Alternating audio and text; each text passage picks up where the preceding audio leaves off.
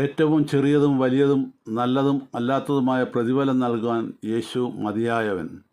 യേശു പ്രകാരം പറഞ്ഞു. മർക്കോസ് 9:41-48. നിങ്ങൾ ക്രിസ്തുവിനുള്ളവർ എന്നീ നാമത്തിൽ ആരെങ്കിലും ഒരു പാനപാത്രം വെള്ളം നിങ്ങൾക്ക് കുടിപ്പാൻ തന്നാൽ അവന് പ്രതിഫലം കിട്ടാതെ ഇരിക്കുകയില്ല എന്ന് ഞാൻ സത്യമായിട്ട് നിങ്ങളോട് പറയുന്നു. എങ്കിൽ വിശ്വസിക്കുന്ന ഈ ചെറിയവരിൽ ഒരുത്തന് ഇടർച്ച വരുത്തുന്നവൻ്റെ കഴുത്തിൽ വലിയൊരു തിരികല്ല് കെട്ടി അവനെ കടലിലിട്ട് കളയുന്നത് അവന് ഏറെ നല്ലത്. നിന്റെ കൈ നിനക്ക് ഇടർച്ച വരുത്തിയാൽ അതിനെ വെട്ടിക്കളക. ഊനനായി ജീവനിൽ കിടക്കുന്നത് രണ്ട് കൈയുമുള്ളവനായി കെടാത്ത തീയായ നരകത്തിൽ പോകുന്നതിനേക്കാൾ നിനക്ക് നല്ലത്. നിന്റെ കാൽ നിനക്ക് ഇടർച്ച വരുത്തിയാൽ അതിനെ വെട്ടിക്കളക. മുടന്തനായി ജീവനിൽ കിടക്കുന്നത് രണ്ട് കാലുമുള്ളവനായി കെടാത്ത തീയായ നരകത്തിൽ വീഴുന്നതിനേക്കാൾ നിനക്ക് നല്ലത്.